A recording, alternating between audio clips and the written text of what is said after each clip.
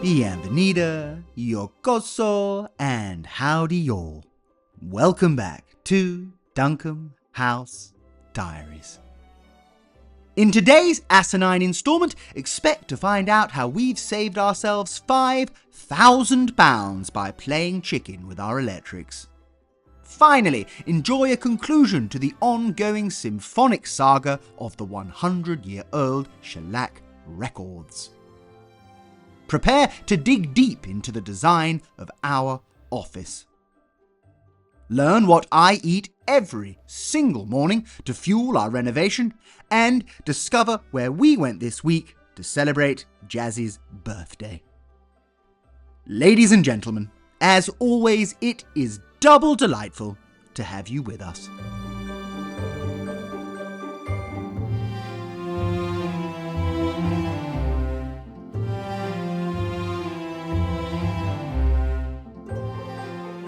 Now we have a plan for the downstairs WC, it's time to move on to the next space at Duncombe House that requires our attention. The office, or as I like to call it, the Duncombe House International Nerve Centre of Business and Commerce, is going to be an integral space in our new home. This room boasts great history and provenance, having been the office of the former owners of Duncombe House for over a century.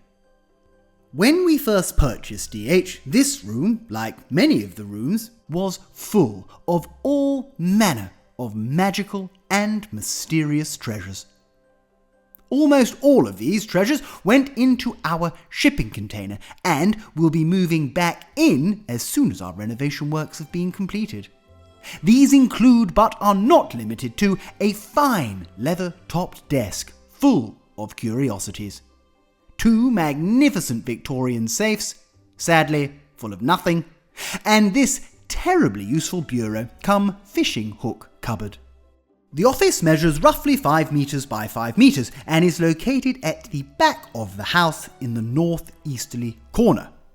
This means she is invariably one of the colder, darker and damper rooms in the house.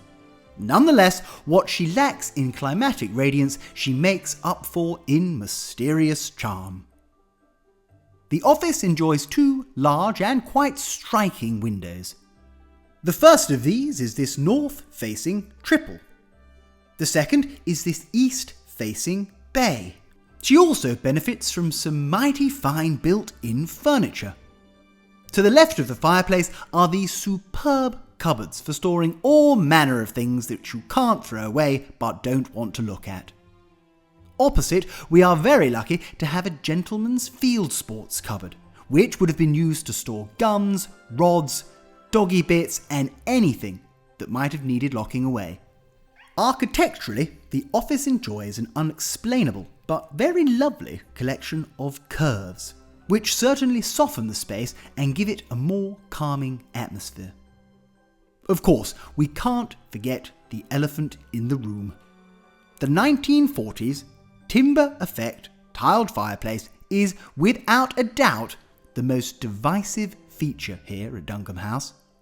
This, ladies and gentlemen, is literally the Marmite of mantelpieces, with visitors either immediately exclaiming their undying love for it, or reaching for the nearest hammer and offering to smash it to pieces for us for free.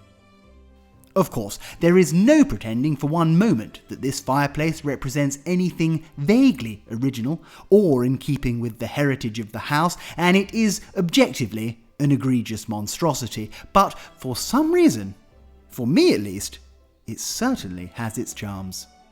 You absolutely must let us know whether you love or hate it. Our design concepts for the office are going to be, surprise surprise, fairly traditional, as this room will likely be where my extensive collection of eclectic miscellany will be banished to. The floor, like in the lounge and the dining room, is solid oak, which will certainly be staying exactly where it is.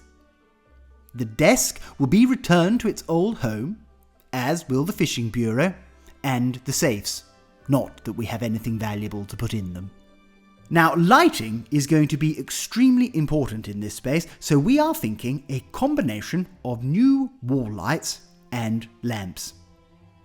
These radiators, although delightful, are sadly not going to be big enough on their own to heat the room, so they will need upgrading with larger cast iron radiators, likely in the same positions. We will need some suitable seating, perhaps a majestic Indian rug, and until I go on the watercolour course, which I have been trying to find time for since 2010, we will also need some artwork to adorn the walls. So, if anyone can recommend any of the above, or has some revolutionary ideas about how we can improve our plan for this space, we would absolutely love to hear from you downstairs in the comments. Oh yes, and before I forget, this is absolutely, under no circumstances whatsoever, northeast. In fact, it's the antithesis of northeast. That's better.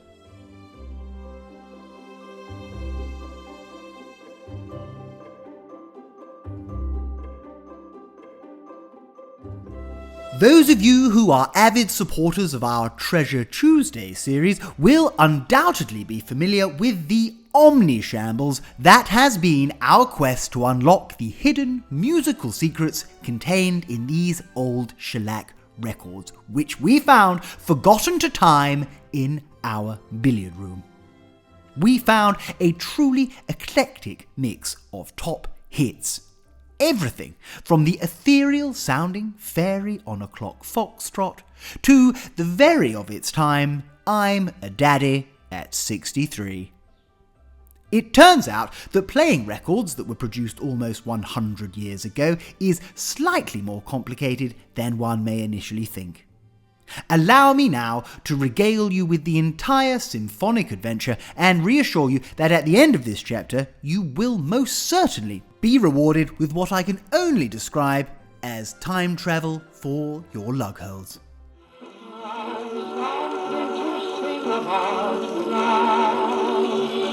Now, this whole nonsense started almost a month ago, when, upon visiting our delightful billiard room, Jazzy discovered this snakeskin folder, hidden beneath a striped tea cosy and a 40-year-old copy of Bella magazine.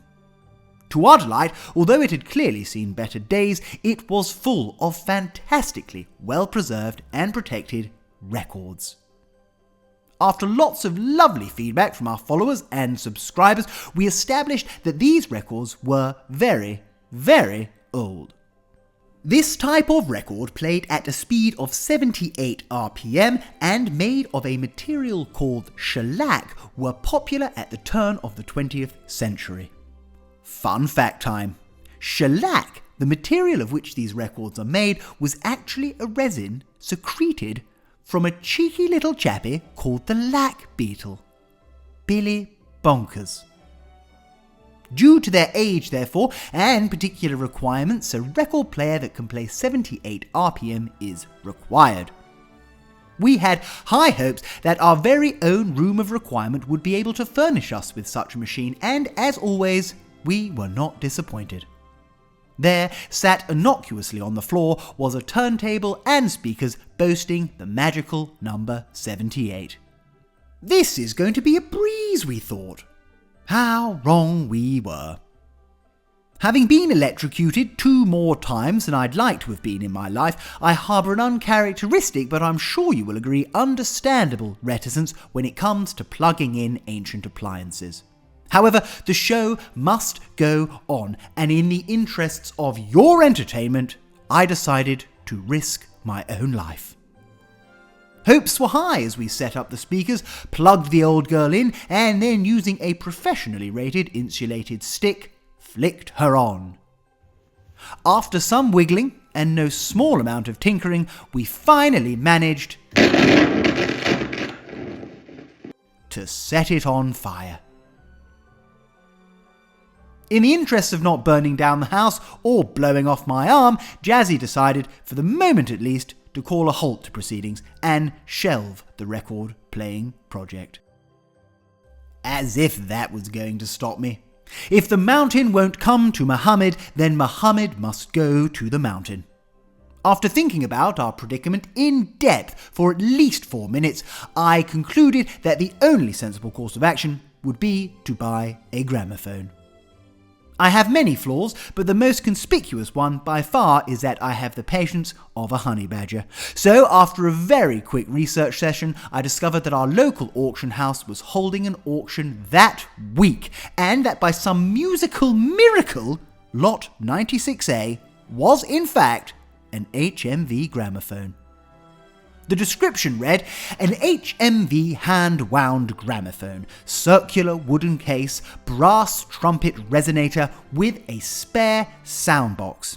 Open brackets, blah, blah, blah, blah, blah, blah, close brackets. So we trotted off to the auction house with a song in our hearts, ready to do the deal. We are extremely lucky here on the borders of Derbyshire and Staffordshire to have some fine auction houses which run auctions very regularly. Naturally, over the years more and more of the auction has moved onto the interweb, but there really is nothing like getting boots on the ground and attending an auction in person. The sights, the sounds and the smells of a live auction really are truly exciting. And as long as one can resist the temptation of getting too carried away, they prove an excellent day out, whether you buy something or not. We decided it was probably best for Jazzy to wield the bidding number, as I can get a touch carried away now and again. After warming herself up, buying an entirely unnecessary blanket chest, she superbly secured the gramophone. In hindsight, the fact that not one single other person tried to bid on lot 96A should have probably raised alarm bells. However, as I always say, fortune favours the foolhardy. On first inspection, despite the fact that the old girl looked a little like she'd been sat on by a rhinoceros, we were very pleased with ourselves. So we loaded our booty into the boot, headed home and set to it. It took about 12 seconds to realise that although this gramophone was undeniably a thing of absolute beauty, it certainly had seen better days. Not only was this thingy-majiggy all bent out of shape, but the speed adjustment gear wasn't working. So, off to the workshop we went. The first job was to give this aforementioned thingy-majiggy known as the horn mount a little TLC. After hammering the poor thing back into shape, we were able to solder the blown joint and, even if I do say so myself, do a rather impressive job. What would we do without Steve? Next job was working out why the devil the turntable was playing up. So after eventually working out how to get her open, we whipped out all the gubbins, took the entire thing apart and through a process of elimination slowly worked out what the issues might be. After resetting the slipped cog, cleaning all of the components, re-greasing them and putting her back together, it was time to take two. Top tip at this juncture, don't wear your best jumper to do jobs in the workshop. It was perhaps naive of us to think that with zero experience or skill we would be able to fix this complex antique first time round, but hindsight is a wonderful thing, and although there was certainly a marked improvement in its performance, I'm not convinced we could call this one a victory.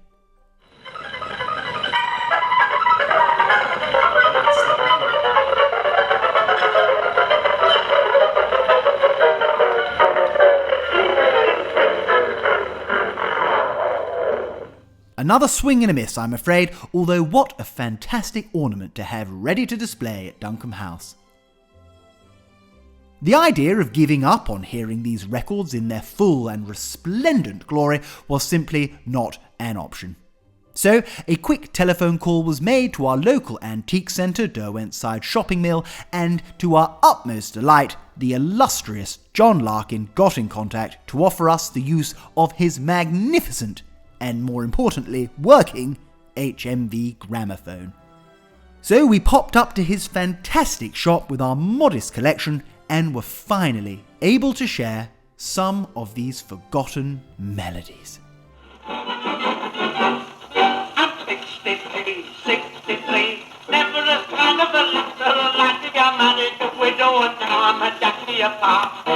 around a WC3.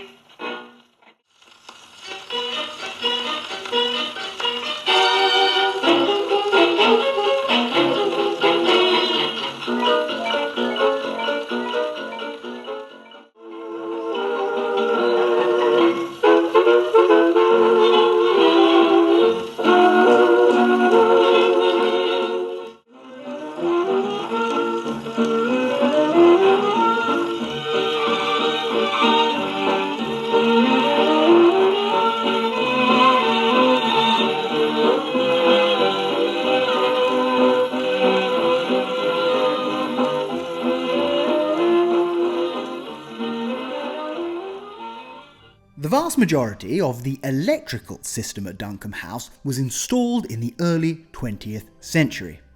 And although upgrades have been made in the main house, the coach house and the other one still have all the original electrics.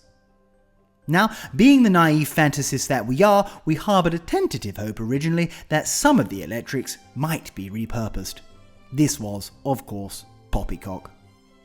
The main obstacle we have in terms of our electrics here is getting suitably large and safe cables from the main electricity board in the house to the outbuildings. This is essential if we want to have them as warm, light, functional spaces. The electrical hardware in the outbuildings is a thing of beauty in itself. And although we do need to relocate all these switches and fuses, we will definitely be keeping them.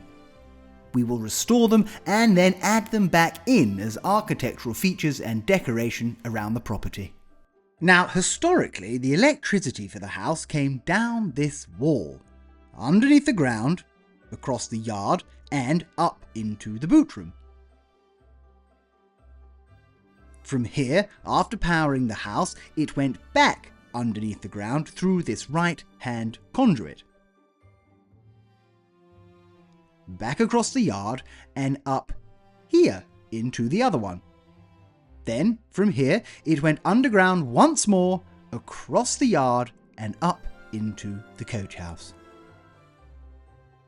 Now, after much deliberation, we had initially hatched a plan that would have involved getting a mini digger and digging 2 new trenches from the back of the boot room here over to the outbuildings. This would have allowed us to lay new conduit and cable. Now, although we were more than willing to do this, it would have been evidently rather expensive, time-consuming and destructive. Enter JJ.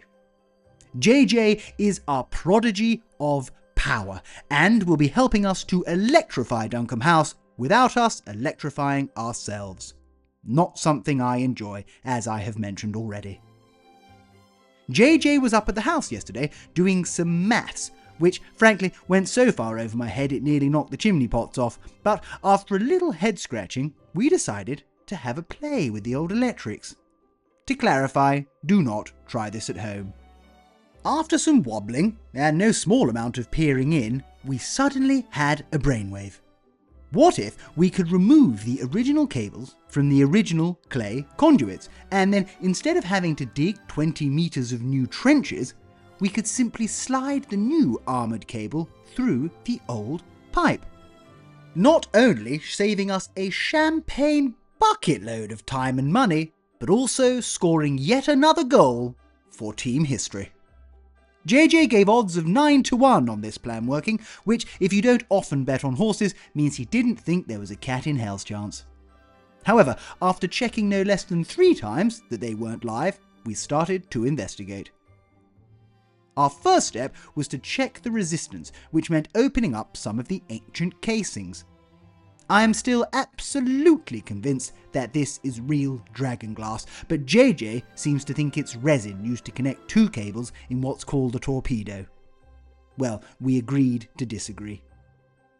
We cut the old cables, gave them a tug, and there was movement! To make sure that if the cables did pull through, that we had a means of pulling up the new ones, we attached pull strings. Genius. So, JJ headed to the business end and I was given the entirely unskilled job of feeding the rope. With bated breath, the call to heave was bellowed, and JJ started to tug. This, ladies and gentlemen, truly was a serious eureka moment, as the fact these cables slid out so nicely means our new electrics for the outbuildings can be installed without any destruction or digging. On an almost daily basis, I wish that I could shake the hands of the erudite tradesmen that built and have made upgrades to Duncombe House over the years. The quality and longevity of their work so often makes our life easier. And the idea that we can reuse underground clay conduit laid decades ago to install entirely modern electrics is such fun.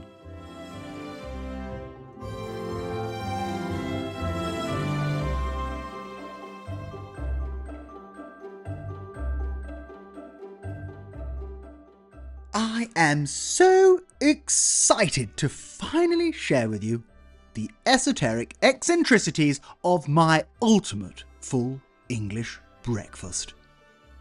Providing you have an endless supply of statins, eating this fortifying feast every day will ensure you have the strength of an ox and the guile of a fox. There are many ways of constructing this culinary masterpiece, and as I have said to you before, there are lots of pretenders out there, but ladies and gentlemen, it is difficult for me to convey to you just how perfect my preparation of the full English breakfast is. Now, you will need to start this culinary voyage by investing in the correct ingredients. We are extraordinarily fortunate here at Duncombe House to be surrounded by wonderful farm shops. For today's ensemble, we visited Denstone Hall Farm Shop, which, if you haven't been, is fan-dabby-dozy and well worth a trip. In order to create your very own traditional, low-calorie, and almost entirely fat-free English breakfast, you will need to procure the following ingredients. First up, we're told it's a fruit, but quite clearly it's a vegetable. It's the tomato. Now, some English breakfasts you'll see will have these large buffalo tomatoes, which I frankly think are pants, so we will be going for some vine-ripened cherries. Whilst we're getting the healthy stuff, it's time for some mushrooms. Now, again, not a fan of the biggies, so we're going to be going for some chestnuts. We're not penguins, so we shan't be having frozen hash browns, but we certainly are English, so we shall be having some baked beans. Now it's time for the all-important protein. 1 Denstone Old and a Staffordshire Sizzler will do the trick nicely. Next up, it's time to secure some bacon. Now, I'm a big fan of back bacon, and I'm a big fan of streaky bacon, so there really is only one option: middle bacon. Now, black pudding seems to get a lot of hate, but it is delicious and nutritious, so it is an essential element of a good, well-balanced English breakfast. Well, they might have been Sam's eggs at one point, but they are certainly my eggs now. Let's talk carbohydrates. Of course, you can just have bread, toasted or fried, but if you've never tried a Staffordshire oatcake, please do, because these little badgers are fantastic additions to breakfast and are so delicious. Next up, it's time for the libations. Now, again, of course, you can just have coffee or just have tea. But why, when one can have both? For me, it's an Earl Grey and a nice strong blend. Let's complement those hot drinks with some fresh as farmhouse fudge orange juice, and I think we're almost ready to go. It's very important on the way out not to forget some extra posh Stokes' ketchup and some orange chocolate for jazzy. Righty-ho then, it's time to cook. First up, it's those handmade hash browns. Grate that potato, dice that onion, give it all a little squeeze, pop in an egg, sprinkling of flour, little bit of salt and pepper, wurgle-gurgle it together, and into the frying pan. We're all friends here, so the sausages, the bacon, and the black pudding can all go into the oven together. Yes, I said oven. We bake, not fry. Get those lovely little toadstools chopped up into pieces and pop them in a pan with some butter and some herbe de Provence, which I am almost certain is English. Now, there is absolutely no point in pretending preparing baked beans is not easy, but if it is something you have in your skill set, now is the time to cook them. When your platter of pork-based protein looks like it's almost there, pop on your cherry tomatoes. And once your cherry tomatoes look like they're almost there, pop on your Staffordshire oatcakes. Toast yourself a slice of bread, crack yourself at least 2 delicious eggs and give them a fry. Pour your fresh orange juice, make your cup of tea, and prepare your lovely hot mug of coffee. All that's left to do is to compose your culinary symphony. Now that, ladies and gentlemen, is what I call a full English breakfast.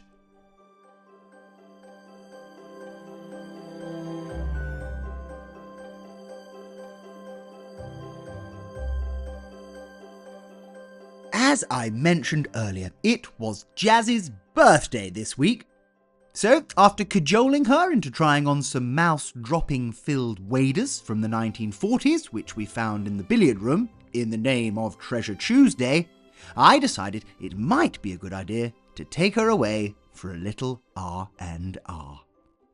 So, we spent a delightful 48 hours down in Oxfordshire at the former Eynsham Hall, now known as Estelle Manor. We enjoyed some excellent food and wine, a trip round the Roman baths, but the real highlight was scoring 87 in Scrabble by laying not only all my tiles to spell biocide, but also turning rain into brain. The absolute highlight of my year. I dare not tempt fate, because the night after we took these videos it fell to -5 at the house, but spring certainly feels like it might be starting to spring. Spring means everything to us here at Duncombe House. It marks a change in all our renovation fortunes. We have more hours in the day to play, and less time spent warming numb hands by the fire means more time painting and pointing. This summer is going to be extraordinarily busy at Duncombe House. Not only do we have a preposterous amount of renovation to fit in, we also have lots and lots of living to do. Last year was quite rife with challenges. And more than ever, we simply feel lucky to be alive and to be on this wild journey with all of you. On that note, I want to make a confession to you all. Filming and editing these videos for the YouTube has been getting my goat slightly. We do 100% of the filming, creating, and editing of these videos. And although it is an extremely enjoyable creative process, we must not forget that we have a house to restore. We genuinely could not be more appreciative of all you lovely subscribers, but we feel that by producing a longer, more in-depth video once a month, opposed to every 2 weeks, will not only hugely reduce the chances of us having a level 10 meltdown, but will give you all a higher quality and more engaging experience. I know you will all understand. And please do remember that we will still be uploading 2 shorts every week so that you don't get starved of Duncombe House nonsense. To celebrate this auspicious time of year, let's finish with something from my old friend, William Blake. Sound the flute, now it's mute. Birds delight day and night. Nightingale in the dale, lark in sky, merrily, merrily, merrily, to welcome in the year. Ladies and gentlemen, thank you once again from the bottom of our hearts for your patience, your understanding, and your support. Have a beautiful march, and we will see you soon. TTFN.